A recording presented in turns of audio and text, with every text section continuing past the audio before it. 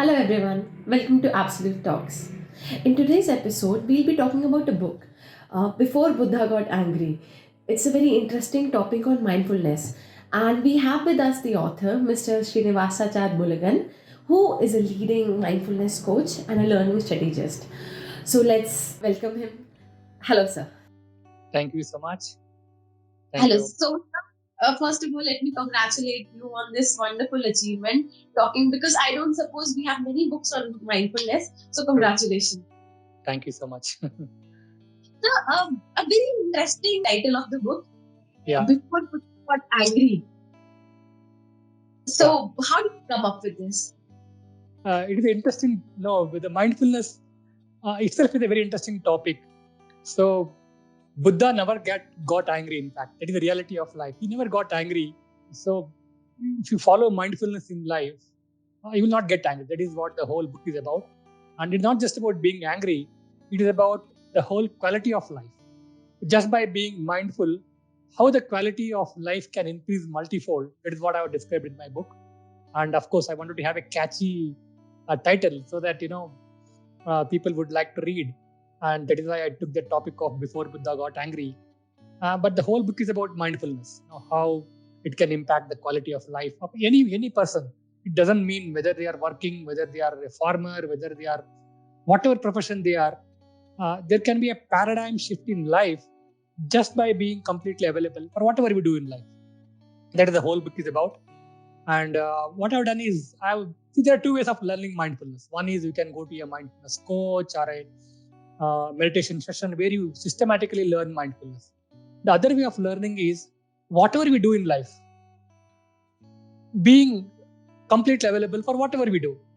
So it can be having your lunch, or it can be brushing your teeth, or you are cleaning your vessel. It does not matter what you do.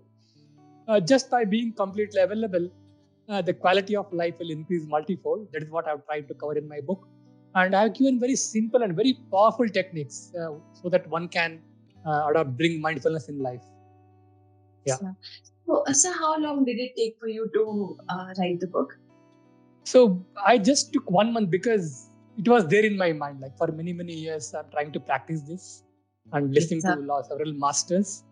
Writing did not take much time for me, but of course, when you're writing for the first time, you need to take help of publisher in India. We need to know all these formalities took little time. Otherwise, 1 month I was able to write that book. That's very inspiring, sir. That's very inspiring. Had you ever thought about that write a book? Was it in your I mind? never, I never thought, I never thought I will be an author. But somehow I don't know what happened. See, one thing I realized. I cannot call someone and talk. Like for example, I really want to convey something to people, and today everybody is busy. They are in their own world. Everybody is in their own world. I thought one of the best way of living legacy in this world is by writing a book. It can live on for generations and generations. And I don't know, I got that instinct suddenly, and I had a very strong intention that I must write a book. And I cannot tell you how satisfying it was after writing the book, because you felt that you expressed something which you really want to tell the entire world. Imagine uh, if you want to call the entire globe and tell something, right? Imagine today is your last day and you want to tell the entire world what you are going to tell. So I thought this is the best way of expressing myself. And today, what is required is, I feel, only thing required is conscious living. The moment you are conscious about whatever we do in life, whatever we think, whatever we act, there can be a tremendous change in this world. I want to make this planet a conscious planet. People being human beings are conscious, then there can be a paradigm shift.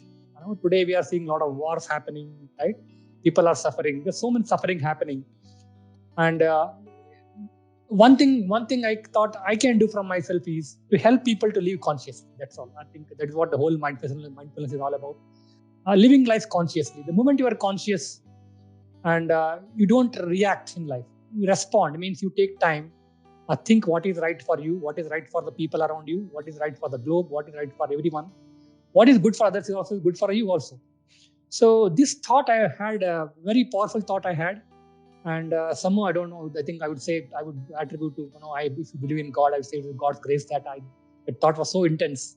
that I should write a book, and the way it has come out is unbelievable, because I never thought I will structure my words like that. I just kept on writing, and I've not followed a format for an author, things like that. I just poured in whatever comes through my heart, and I'm very happy about it. That's great, sir. Again, so coming back to the topic of the book, before Buddha got angry. So we are talking about the time before he attained his mindfulness, as you would say. So Yeah. See, it is not about before that. It is about entire life. In entire life, Buddha, he did not get angry. Uh, See, when I say angry, it is not just about being angry. It is about anxiety, depression, whatever it is. He never got into that state because of one thing I can tell you. He was very conscious about what he was doing in life. Very consciously start doing things. Like when he's one foot so happened, one insect came, he just did like this. Because when some mosquito or something, you just do like this, right? Then he was wondering, why did I do this? Then he took his hand and did consciously start doing that, because lot of things in our life we do unconsciously, right? Even our thoughts, our emotions, our actions, lot of things, it's autopilot mode. We're in autopilot mode most of the times. And the moment we bring in that consciousness, the moment we bring in that awareness, that is going to be a paradigm shift. And that is what in my book I'm talking about. Living consciously. The whole book is about living consciously. It's not about what you do, it's all about how you do, how much you are involved in your doing, what you are doing, and of course, living passionately. So, if you are completely available for whatever we do, naturally there is a passion in what we do, and there is a quality in whatever we do, because the whole body, mind, emotion, thoughts, energy is focused on one thing. There is a very powerful saying that wherever the attention goes, the energy flows. And wherever the energy flows, wherever the attention goes, the result shows. That is what the law of nature. See, whatever we are today because of our focus. For example, if somebody wants to become rich, he will think of enhancing his skills, doing what all he can do. It's all about focus. Wherever the energy goes, the result shows. I think that is what I've contemplated in my book. And another thing, what I've done is I've used quotes. I've used quotes as an anchor. For example, I've taken quotes from Eckhart Tolle or Ramana Maharshi, Adi Shankara. I use powerful quotes, and using that quote as an anchor, I've tried to describe what mindfulness is. Yeah. I personally have a lot of anger issues. Anger issues, I get angry very easily, and I calm down equally easily. But I get angry easily. So how can this book help me? Do you think that this book will help me? Definitely. I think I have two topics and based focused only on our emotions. See, again, I've touched upon neuroscience and the brain science, how the brain works. See, what happens when there is stimulus, somebody tells you something, there's something called the limbic brain or the mammal brain, it takes over. The moment it takes over, it hijacks your neocortex brain, which is responsible for thinking, reasoning, logic. So, I have dealt with this topic. Just if someone tells you something, the best thing you can do is, if you are aware of your breath, just by focusing on your breath for maybe 10 seconds or 20 seconds, you will be able to control your anger. See, this will not happen in one day. If we start, for example, if you start observing your breath for some time in a day, what happens is, the moment you focus on your breath, the mind calms down, and you are not giving your control to your limbic brain, the mammal brain, the animal brain. So the moment you start focusing on the breath, you will give the power to that neocortex brain, which is responsible for thinking, logic, reasoning, creativity, and all those things.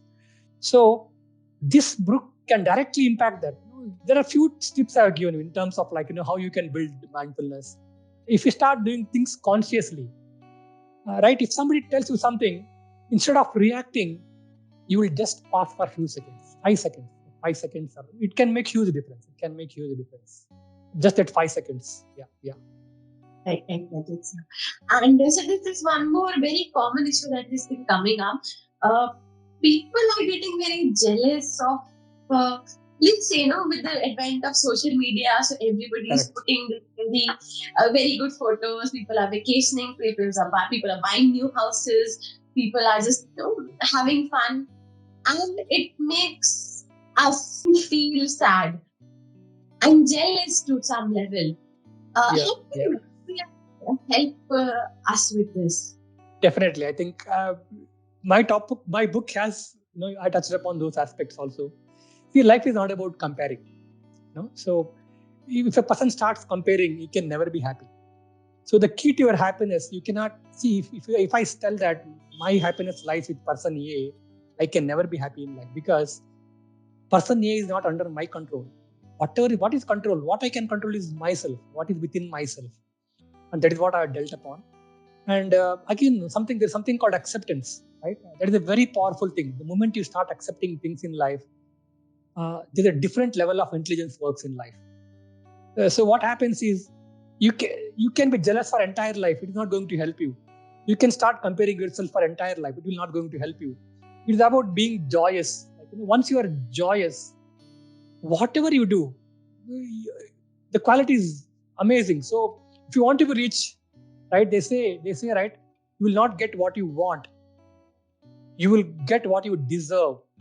You will get what you think. For example, being is more important than doing. So, for example, if you want to be a rich person, it is not about thinking. It is about being like a rich person, acquiring qualities like a rich person, having skills. So again, going back to wherever your attention goes.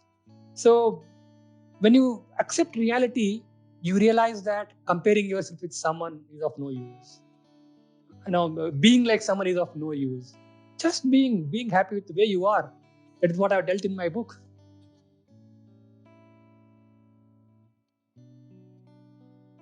So can we hope for another book in near Yes, future? yes, absolutely. My next book is on because we spend a lot of time in corporate world.